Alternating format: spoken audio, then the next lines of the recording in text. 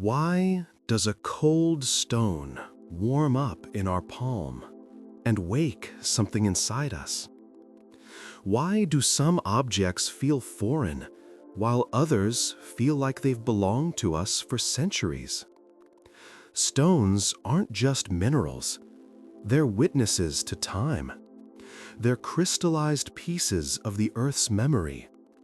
Each one carries a story that's millions of years old, shaped under pressure, transformed by fire, polished by the caress of water and wind.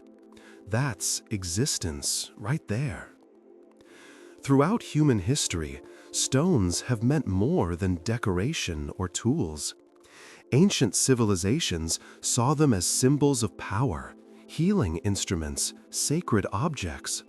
They were placed in temples, adorned the crowns of kings, used in shamanic rituals. Because people knew something we've kind of forgotten.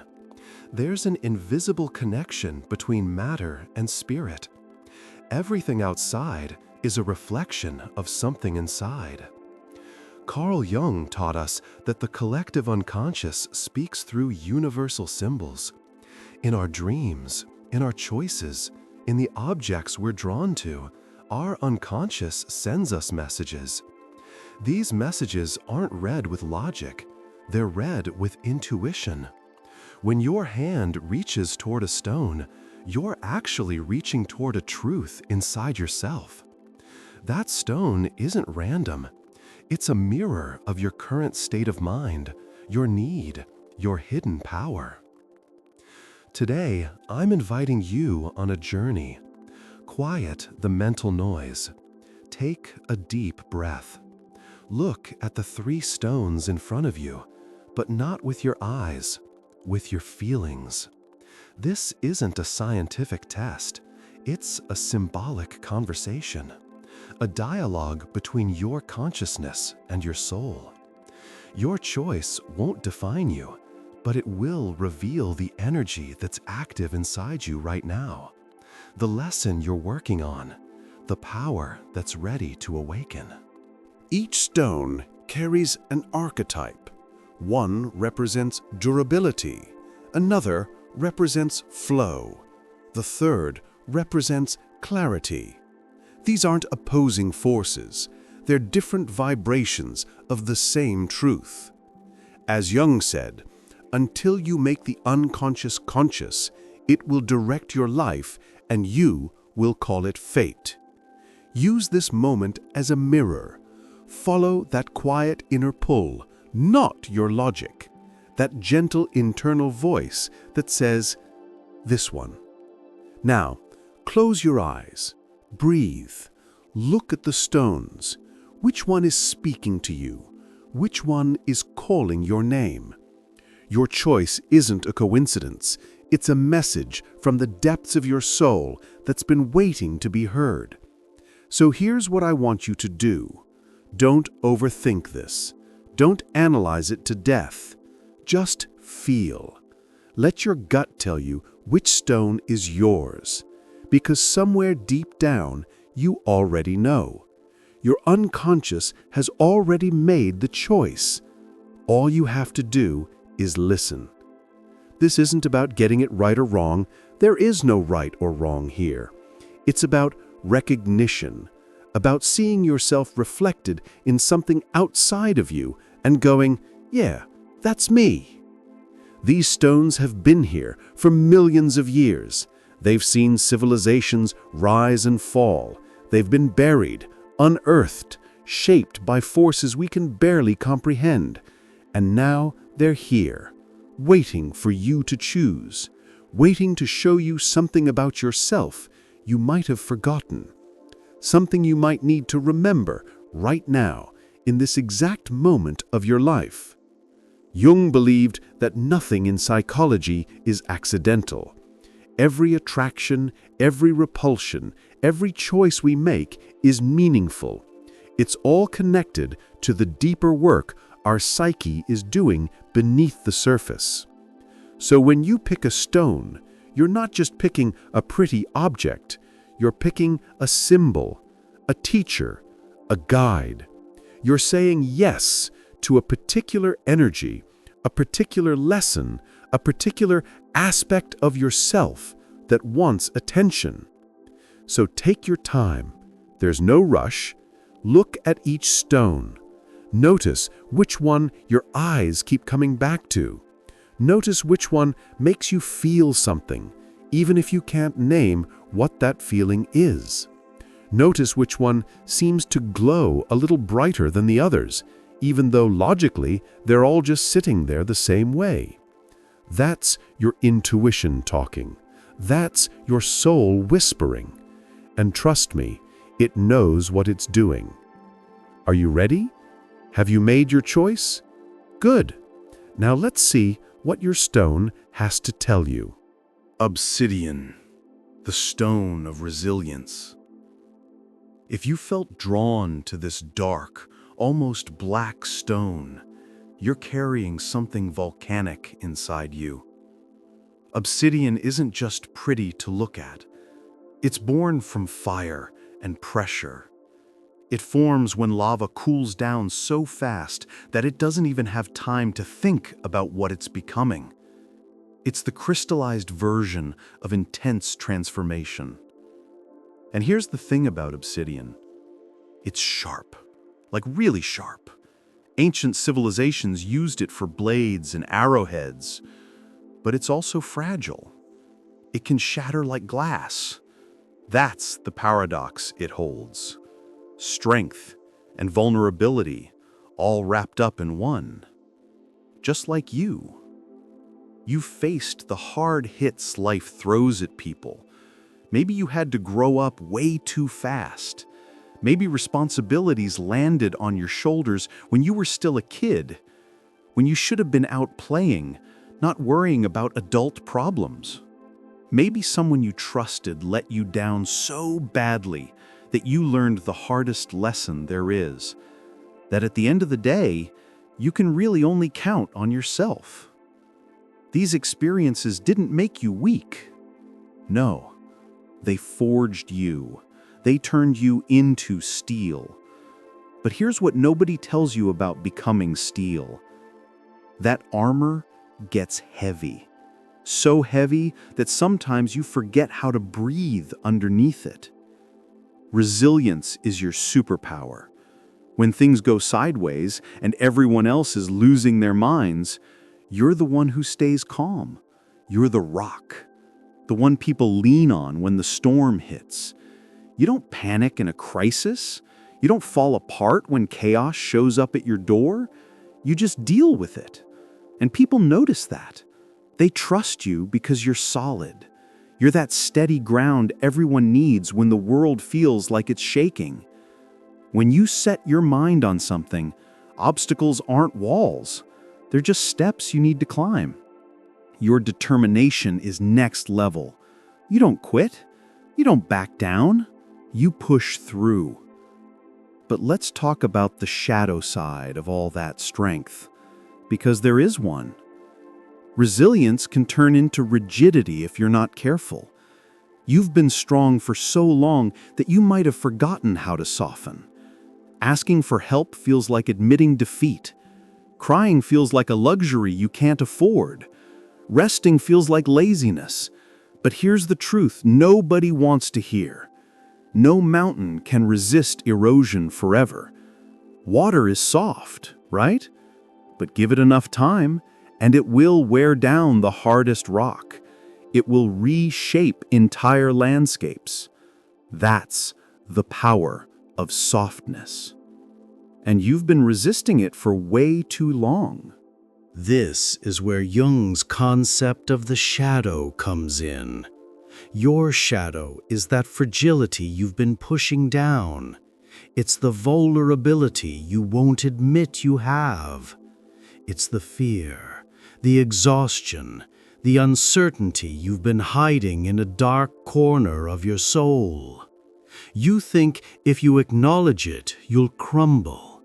But that's not how it works. The shadow isn't evil. It's not your enemy. It's the forgotten part of your wholeness. When you embrace it, when you actually let yourself feel those things you've been running from, that's when your real power shows up. Because real strength isn't about being strong all the time. Real strength is admitting you're breakable and still choosing to stand. Maybe life is trying to teach you something right now.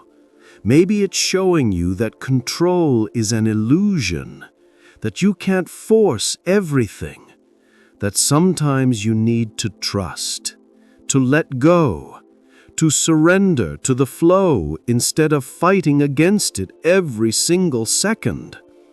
Obsidian is sharp, yeah, but it's also reflective. It's like a mirror, and mirrors force you to look at yourself. So what's underneath that armor? What's behind all those walls you've built?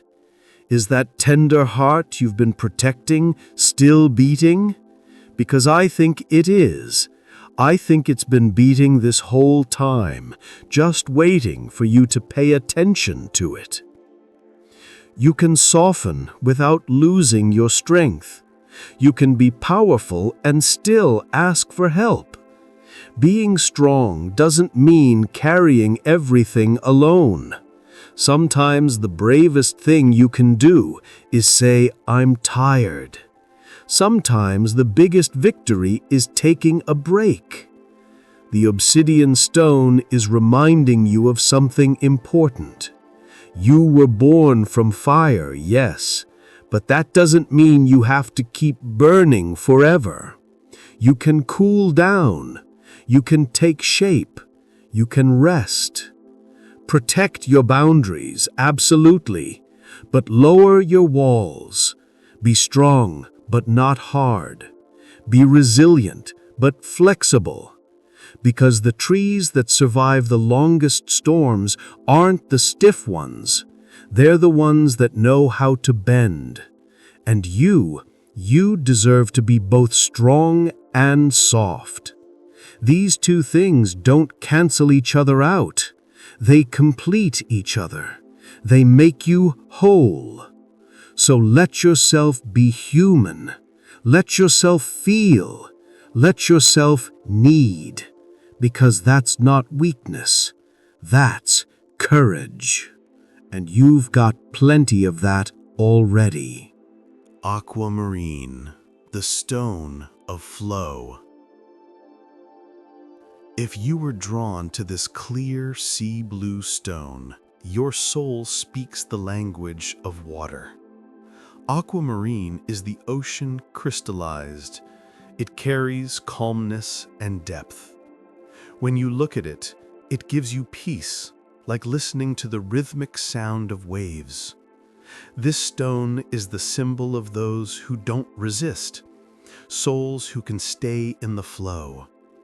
You've learned to live life through harmony, not through fighting. You're probably a peacekeeper in your circle. When people talk to you, they relax. You don't avoid conflict, but you don't turn it into violence either. You listen with empathy, you respond with understanding. In your life, there's an organic order instead of rigid rules.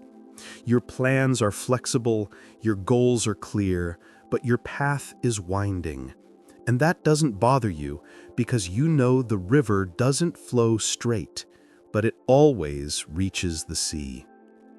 You don't resist change. Actually, you accept that change is inevitable and you dance with it. When one door closes, you know another one will open. Your losses don't destroy you because you've understood that everything is temporary. This isn't nihilism. This is deep acceptance. The Taoist philosophy concept of Wu Wei lives in you. Action without forcing, existence without resistance. But staying in the flow isn't always easy. Sometimes you adapt too much. You get caught in other people's currents and lose your own direction. You say everyone's happy, so I'm happy. but you've postponed your own happiness. You might suppress your own needs to avoid conflict. You might stay silent in the name of peace. But that silence creates a lake inside you over time, and still waters create darkness in the depths. Jung talks about the concept of persona, the mask we show to society. Your persona is probably the person who says everything's fine, who's always understanding, always flexible. But what's under the mask? Can the real you dare to express your own desires, your boundaries, even your anger? Flow is not passivity. Water is soft, but over time it erodes rocks. Water finds its way, but that doesn't mean it accepts every path. It carves its own bed. You can draw your own path too. Being harmonious doesn't mean losing yourself. True harmony is being at peace with both your environment and yourself. Maybe what you need to learn now is that saying no is also a flow. Setting boundaries isn't building walls, it's showing respect to yourself. Sometimes the deepest peace is found not in avoiding conflict, but in speaking the truth. Aquamarine reminds you that clarity comes with depth. And depth doesn't start with saying yes to everything. It starts with saying yes to yourself. Don't suppress your emotions, let them flow. Crying isn't weakness, it's cleansing. If you have anger, express it in a transformative way, not a destructive one. Let your silence be a choice, not a weapon. Because the most powerful waters are the ones that are both calm and deep. And you are both soft and strong. These two things aren't opposites. They feed each other. Here's the thing about water that most people don't get. It looks gentle. It looks like you can push it around. But water is one of the most powerful forces on this planet.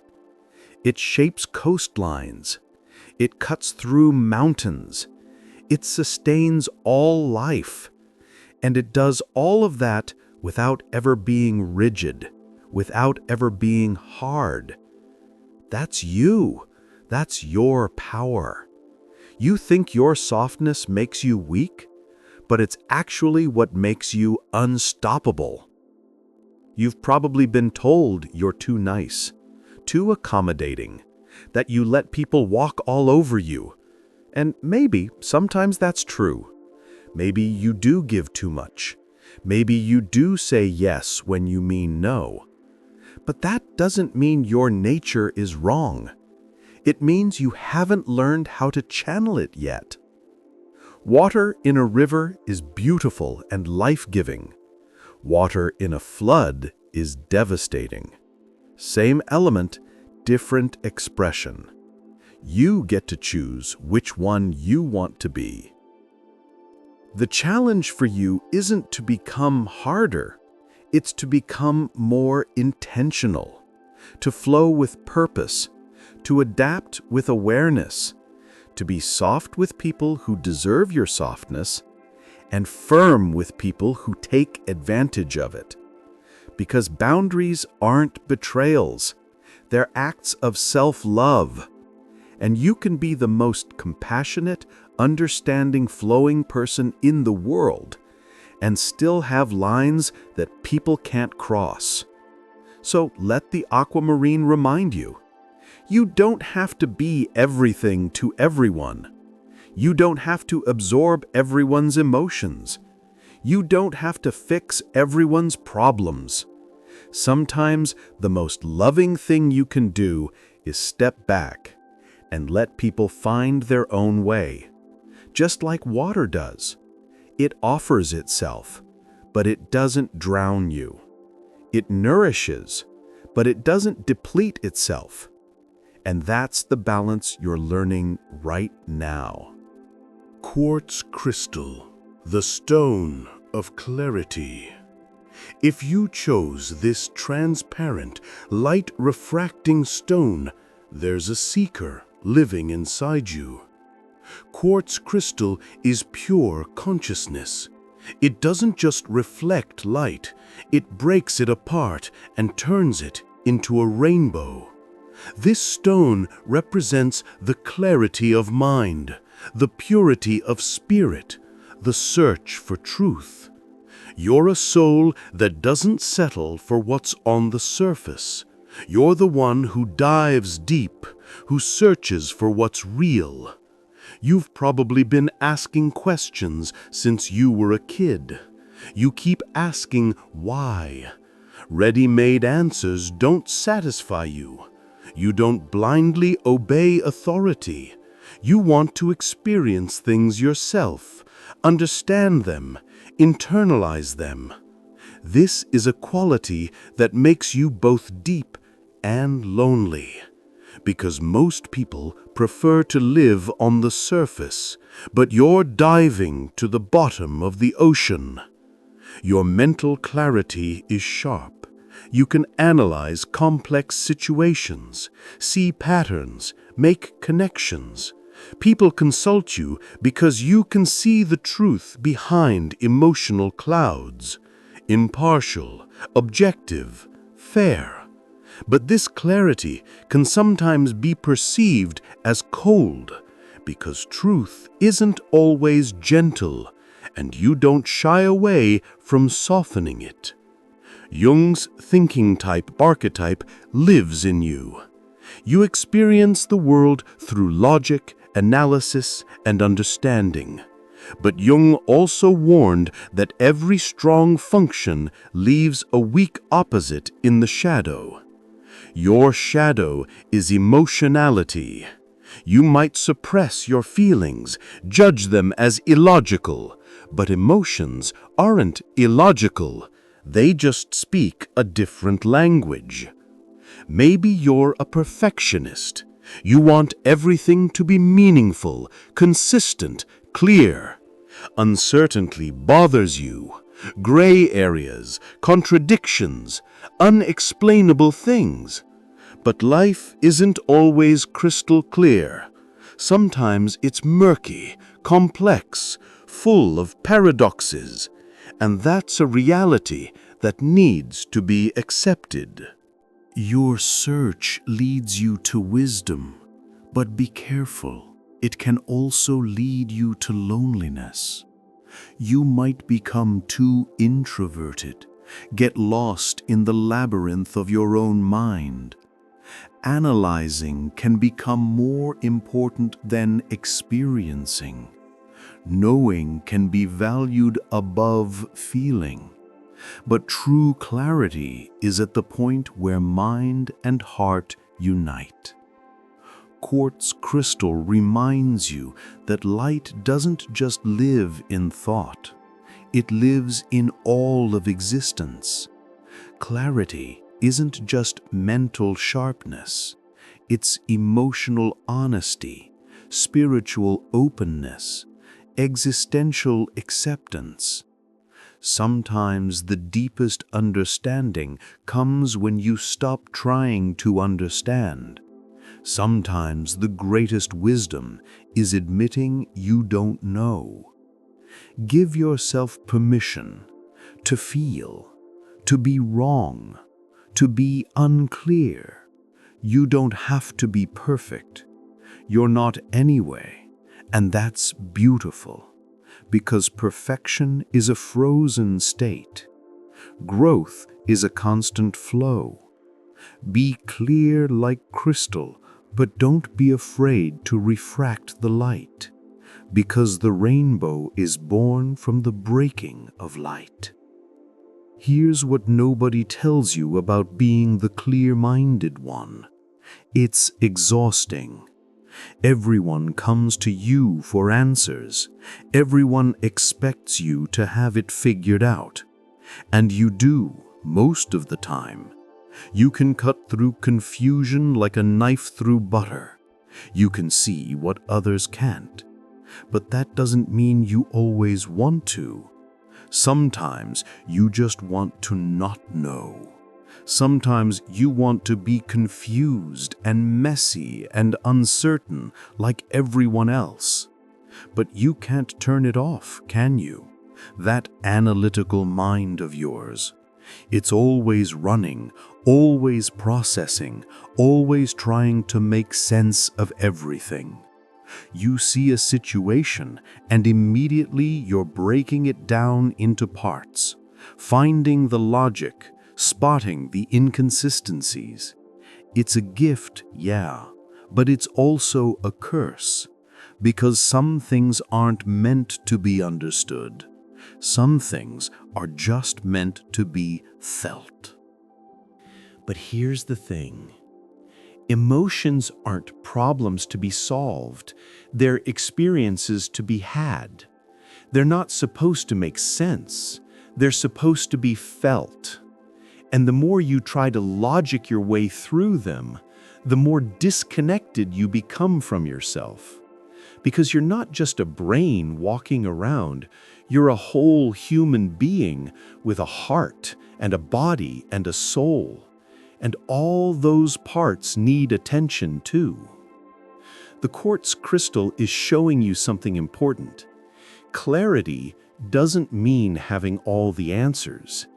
It means being able to see clearly, even when things don't make sense. It means being okay with not knowing. It means trusting that some things will reveal themselves in time and some things never will. And both of those are fine.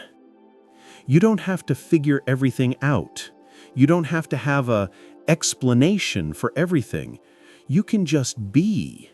You can just exist without understanding why. You can feel without analyzing. You can experience without processing. That's not weakness. That's freedom. And I think deep down, that's what you're really searching for. Not more knowledge, not more clarity.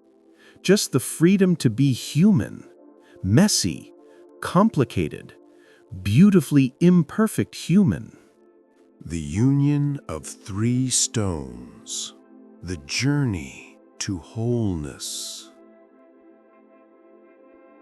Whichever stone you chose, you need to know that all three are different faces of the same truth. Obsidian, aquamarine, and quartz crystal don't exclude each other. They all exist within you. They all live in humanity's collective unconscious. These are universal energy patterns, just like Jung's archetypes. Obsidian teaches you resilience, how to stand your ground, how to be strong, how to protect your boundaries. But if you're only obsidian, you become rigid. Aquamarine teaches you flow, how to adapt, how to accept change, how to be soft. But if you're only aquamarine, you lose yourself. Quartz crystal teaches you clarity, how to see, how to understand, how to seek truth. But if you're only quartz, you think more than you live. Real power is in the balance of all three, being strong but flexible, being in flow but staying centered, being clear but compassionate.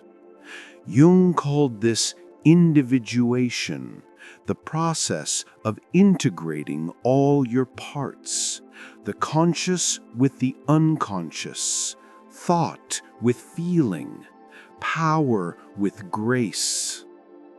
This isn't about reaching a destination. It's a journey. Sometimes you need obsidian. You need to set boundaries, stand strong, hold your ground.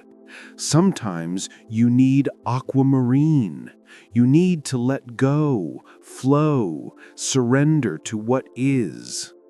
Sometimes you need quartz crystal. You need to pause, think, seek clarity, step back and observe.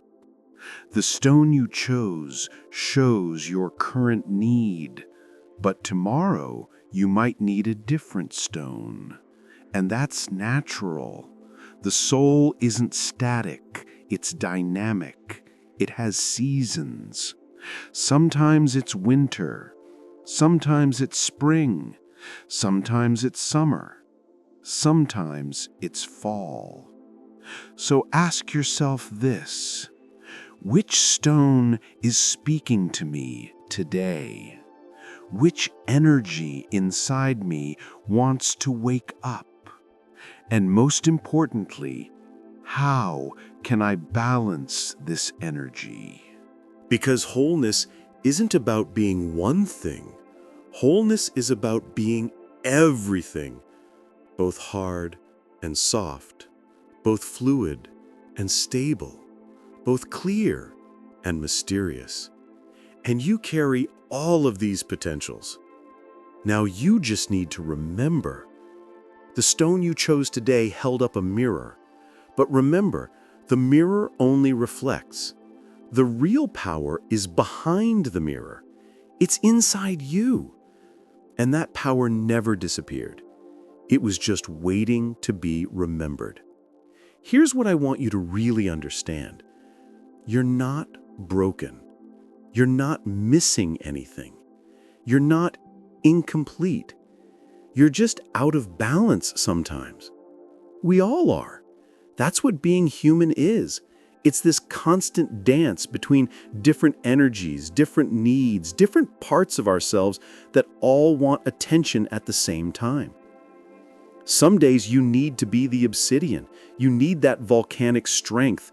You need to say no. You need to stand firm. You need to be the immovable object that nothing can shake. And that's okay. That's necessary. There are times in life when softness will get you destroyed, when flow will sweep you away, when clarity will paralyze you. Those are the obsidian days. Own them. Other days you need to be the aquamarine. You need to soften. You need to adapt. You need to let things happen instead of forcing them. You need to trust that the river knows where it's going, even when you don't.